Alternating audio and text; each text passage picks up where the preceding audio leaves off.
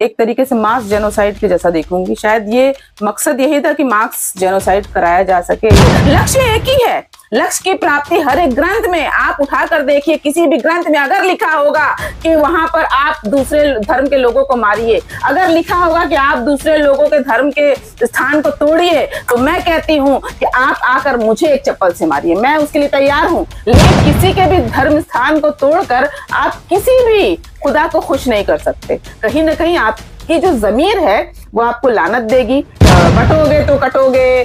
फिर एक आ रहा है कि हिंदुओं एक हो जाओ। अरे हिंदुओं एक हो जाओ, दलितों के ऊपर जो अत्याचार हो रही है उसके लिए आप एक हो जाओ, अशिक्षा के खिलाफ एक हो जाओ, बेरोजगारी के खिलाफ एक हो जाओ। आप जो देश में जो हालत हो रही है, महिलाओं की दुर्गति हो रही है, मणिपुर में हमने देखा कैसे नंग अवस्था में परेड कराया गया था, उसके खिलाफ एक हो जाओ। मैं तो खुद चाहती हूँ हिंदुओं आप एक हो जाओ, लेकिन मुसलमानों के खिलाफ नहीं। जो गंदी राजनीति चल रही है भाजपा और आरएसएस, उसके खिलाफ आप एक हो जाओ। वाली पीढ़ियों को क्या सिखाया कि तुम हिंदू मुसलमान करो, तुम एक दूसरे का गला काटो, तुम एक दूसरे से नफरत करो, तुम एक दूसरे के मंदिर मस्जिद को तोड़ो, यही हम सिखाएंगे। हर तरह करके इन्होंने आम जनता के दिमाग में इस तरीके का डाल दिया कि अगर हम मस्जिद तोड़ देते हैं तो चलो भाई ऊपर वाले तुम्हारे खुश हो जाएंगे, राम जी खुश हो जाएंगे, शिव जी खुश हो जाएंगे। किस तरीके से शिव जी खुश हो जाएंगे? हम सब एक ही रब के बच्चे हैं, ये बात हमें समझना होगा।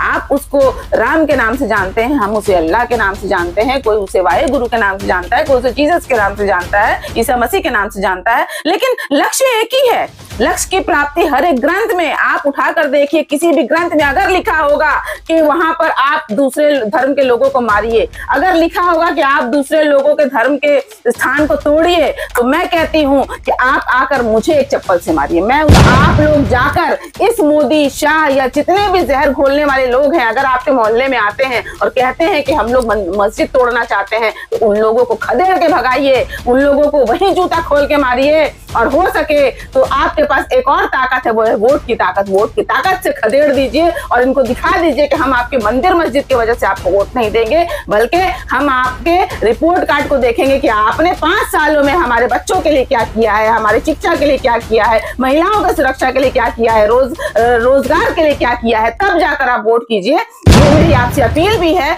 और मैं आपसे हाथ जोड़कर कहती हूँ कि हिंदू मुसलमान बहुत हुआ, अब हमें हिंदुस्तानी रहने दीजिए। त्याग, राम जी एक त्याग के मूर्त थे, और अगर राम जी को लेकर वो लोगों को चिढ़ा रहे हैं, राम जी के नाम को लेकर अगर लोगों को व्यंग कर रहे हैं, लज्जित कर रहे हैं, लोगों को मार रहे हैं, लोगों के धर्मस्थान को तोड़ रहे हैं, लोगों को लिंचिंग कर रहे हैं, राम उनके नहीं।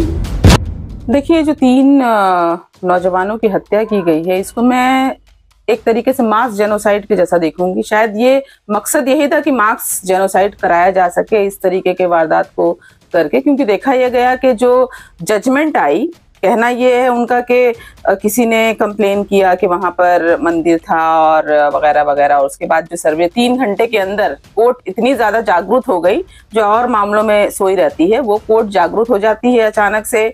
जागरूक होने के बाद वहां सर्वे करवाती है, और सर्वे कराने के बाद सर्वे तो कराया ठीक है, लेकिन उन्होंने किसी भी पीस कम्युनिटी को नहीं लिया, मस्जिद के कम्युनिटी को इन्फॉर्म नहीं किया, वहां के हालात का जायजा नहीं लिया कि ये आने वाला इसका जो इम्पैक्ट है वो क्या हो सकता है लोकल्स में। तो मुझे लगता है कहीं ना कहीं फिर से ये एक साजिश थी आरएसएस और भाजपा की, और सिविल कोर्ट की मैं निंदा करूंगी कि इस तरीके का कार्य मुझे लगता है नहीं करना चाहिए था, क्योंकि हालात बाबरी मस्जिद के बाद जो देश में हुए थे, हजारों और सैकड़ों लोग जो मारे गए थे, गोधरा में भी जो कांड हुआ था, उसके बाद इस तरीके की चीजें करने का मुझे लगता है एक ही मकसद था कि देश में फिर से दंगे हो, देश में फिर से राजनीति हो हिंदू मुसलमान को लेके।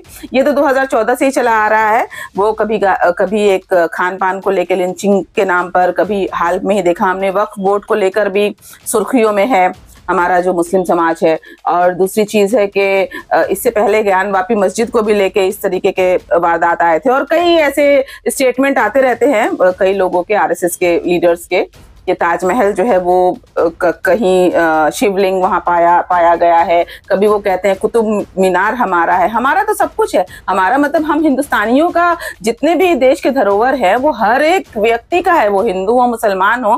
तो हम मस्जिद को इंडिविजुअली नहीं हमें देखना चाहिए। मुझे लगता है ये कोई भी सनातनी जो दिल से सनातन धर्म को मानने वाले जो लोग हैं, हमारे जो हिंदू भाई बहन हैं, जो वाकई में राम जी की पूजा करते हैं, शिव को मानते हैं, कृष्ण को मानते हैं, मुझे नहीं लगता कि कोई भी धर्म में किसी भी ग्रंथ में लिखा हुआ है कि आप एक धर्म स्थान को, वो मंदिर हो या मस्जिद हो, उसको तोड़कर उसके जरिए आप लोगों को मारकर आप किस राम को पालेंगे, आप किस खुदा को पालेंगे। मुझे नहीं लगता ऐसा है।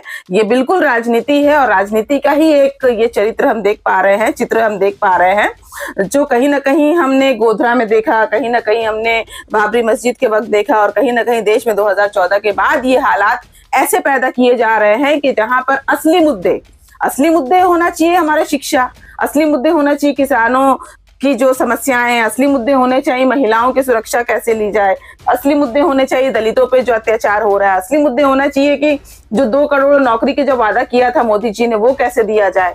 तो असली मुद्दे तो वो दे नहीं पा रहे हैं। असली मुद्दों को भटकाने के लिए हिंदू मुसलमान के रॉयट्स करने के ये नए नए स्कीम आते रहते हैं इनके, इसीलिए अचानक से सोया हुआ सो कॉल्ड कह सकते हैं, इन्होंने सनातनी को कहा, सोए हुए लोग जो है वो जाग गए हैं, और जागकर उन्होंने अचानक से अगर हम कह देते हैं कि आज ये जमीन हमारी है, आज ये मंदिर हमारा है, आज ये मस्जिद हमारा है, तो क्या 21वीं सदी में हमारे पास यही मुद्दे रह गए हैं? मुझे लगता है देश 22वीं सदी की तरफ नहीं जा रहा है। देश हमारा आज 1400 सदी के पीछे गया है। यहाँ तक कि मैं तो कहूंगी हम मोहनजोदारो और हड़प्पा एज में जा रहे हैं, जहां पर सिर्फ और सिर्फ धर्म मायने रखता था। हमारे इतनी ज्यादा तरक्की, हमारा टेक्नोलॉजी, हमारा साइंटिफिक जो इतना ज्यादा विज्ञान, इस चीजों को छोड़कर मुझे लगता है अगर हम इन सारी चीजों के पास जा रहे हैं तो ये हमारे लिए सिर्फ और सिर्फ एक लॉस है। हमारे हिंदुस्तान कहीं ना कहीं पिछड़े वर्ग की तरफ जा रहा है, और कहीं ना कहीं गंदी राजनीति का शिकार हम सब हो रहे हैं, वो मुसलमान हो, हिंदू हो। मैं कहना चाहूंगी कि जो आज साहिबे मसनत हैं वो कल नहीं होंगे। किसी के, वो कहते हैं ना कि आज वो सत्ते पर हैं तो वो ये राजनीति कर रहे हैं, लेकिन कल 2029 में जब चुनाव होगा लोकसभा का, जब प्रधानमंत्री का बदलाव होगा, अगर ये लोग सत्ते पर नहीं रहेंगे तो ये क्या मुंह दिखाएंगे? ये क्या मुंह दिखाएंगे 140 करोड़ जनता को? ये यही बताएंगे कि हमने क्या किया? अगर उनसे रिपोर्ट कार्ड मांगा जाएगा कि आपने 10 साल 15 साल में क्या किया, तो वो यही कहेंगे कि हमने हिंदू मुसलमान की राजनीति की, हमने कई मस्जिदों को ढा दिया। ये अपनी मर्दानगी, ये अपनी जो रिपोर्ट कार्ड है उसमें यही लिखवाएंगे, और कहीं ना कहीं इनके पास सर छुपाने का, मुंह छुपाने का जगह नहीं रहेगा। तो मैं फिर से एक बार कहूंगी कि जितने भी लोग मुझे सुन पा रहे हैं, आम लोग, पॉलिटिकल लोग नहीं, पॉलिटिकल लोग जानते हैं कि ये पॉलिटिक्स है, लेकिन जो आम लोग हैं उन्हें समझने की जरूरत है कि अगर जमीनों की कमी नहीं है, आप बनाइए, आप मस्जिदें बनाइए ना, आप मस्जिद के बगल में जो जमीन है आप वहां बना लीजिए ना, कोई फर्क नहीं पड़ता। राम जी या हमारे जितने भी हमारे भगवान हैं, हमारे रब हैं, उनको जगह से कोई मतलब नहीं है। रब तो हमारे दिल में बसते हैं।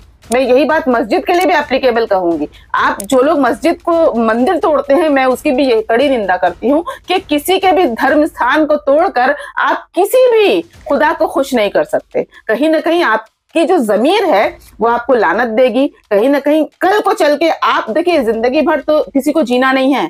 आज देखिए किस तरीके से लोग सडनली लोग जो है मर रहे हैं, सडनली लोगों को हार्ट अटैक आ जा रहा है, पता नहीं इसका वैक्सीन का असर है ना क्या है, ये नहीं पता।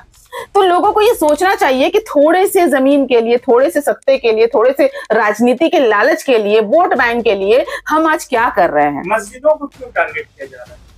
लगातार देखा है, बाबरी मस्जिद तो बहुत शुरू मस्जिदों, अभी फिलहाल ज्ञान वापी मस्जिद, और उसके बाद फिर दूसरी मस्जिद, फिर काशी और मथुरा का भी नाम लिया जाता है, फिलहाल संभल जामा मस्जिद।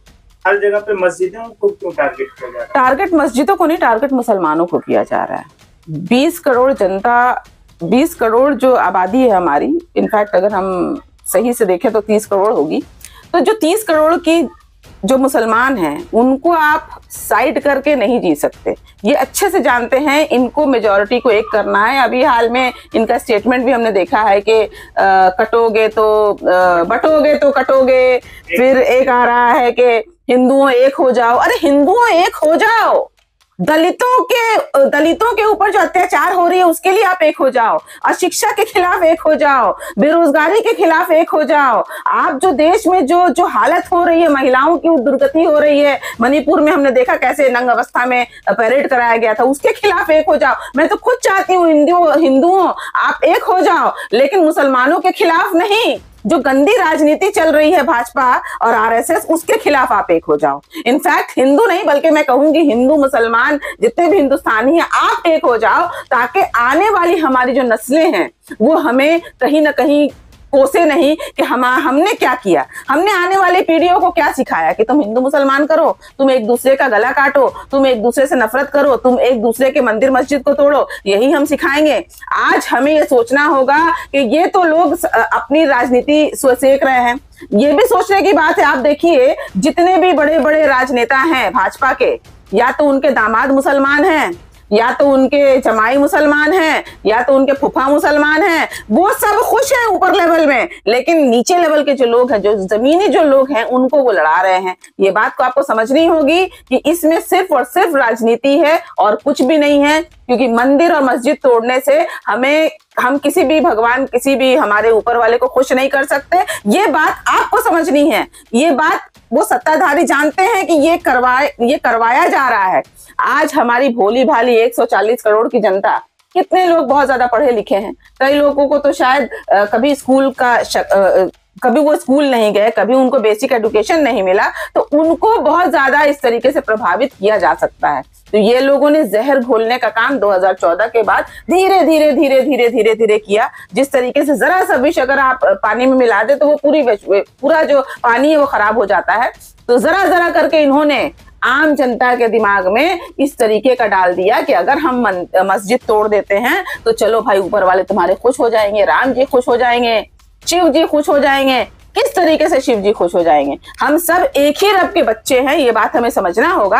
आप उसको राम के नाम से जानते हैं, हम उसे अल्लाह के नाम से जानते हैं, कोई उसे वाहेगुरु के नाम से जानता है, कोई उसे जीसस के नाम से जानता है, ईसा मसीह के नाम से जानता है, लेकिन लक्ष्य एक ही है। लक्ष्य की प्राप्ति हर एक ग्रंथ में आप उठाकर देखिए, किसी भी ग्रंथ में अगर लिखा होगा कि वहां पर आप दूसरे धर्म के लोगों को मारिए, अगर लिखा होगा कि आप दूसरे लोगों के धर्म के स्थान को तोड़िए, तो मैं कहती हूं कि आप आकर मुझे एक चप्पल से मारिए, मैं उसके लिए तैयार हूं। लेकिन अगर ऐसा नहीं लिखा तो आप लोग जाकर इस मोदी, शाह या जितने भी जहर घोलने वाले लोग हैं, अगर आपके मोहल्ले में आते हैं और कहते हैं कि हम लोग मस्जिद तोड़ना चाहते हैं, तो उन लोगों को खदेड़ के भगाइए, उन लोगों को ही जूता खोल के मारिए। और हो सके तो आपके पास एक और ताकत है, वो है वोट की ताकत। वोट की ताकत से खदेड़ दीजिए और इनको दिखा दीजिए कि हम आपके मंदिर मस्जिद की वजह से आपको वोट नहीं देंगे, बल्कि हम आपके रिपोर्ट कार्ड को देखेंगे कि आपने 5 सालों में हमारे बच्चों के लिए क्या किया है, हमारे शिक्षा के लिए क्या किया है, महिलाओं की सुरक्षा के लिए क्या किया है, रोजगार के लिए क्या किया है, तब जाकर आप वोट कीजिए। ये मेरी आपसे अपील भी है और मैं आपसे हाथ जोड़कर कहती हूँ कि हिंदू मुसलमान बहुत हुआ, अब हमें हिंदुस्तानी रहने दीजिए। बंगाल कंसल्टेंट ने एक खास सुविधा शुरू की है जो आपको अपोलो हॉस्पिटल और Asian institute of nephrology and neurology तक आसानी से पहुंचने में मदद करेगी। यहाँ आपको मिलेंगे कई तरह की मेडिकल सर्विसेज जैसे डॉक्टर अपॉइंटमेंट्स, एयरपोर्ट और रेलवे स्टेशन से पिक एंड ड्रॉप फैसिलिटी और स्मूथ व्हीलिंग प्रोसेस। इनका कोऑर्डिनेशन टीम आपकी मदद के लिए हमेशा तैयार है, जो कि हिंदी, बंगाली एंड इंग्लिश में बात कर सकती हैं, ताकि आपको कोई दिक्कत ना हो। आपको रहने के लिए बेहतर जगह और गाइडेंस की भी बिना किसी रजिस्ट्रेशन फीस के मिलेगा। अगर आपको चेन्नई के अपोलो हॉस्पिटल या AINU में cardiology, neurology, nephrology, orthopaedics, liver transplant, kidney transplant या रोबोटिक सर्जरी जैसी ट्रीटमेंट्स लेनी है तो देर किस बात की, अभी कॉल करिए बंगाल कंसल्टेंट को। उनका मोबाइल नंबर है 9147359708।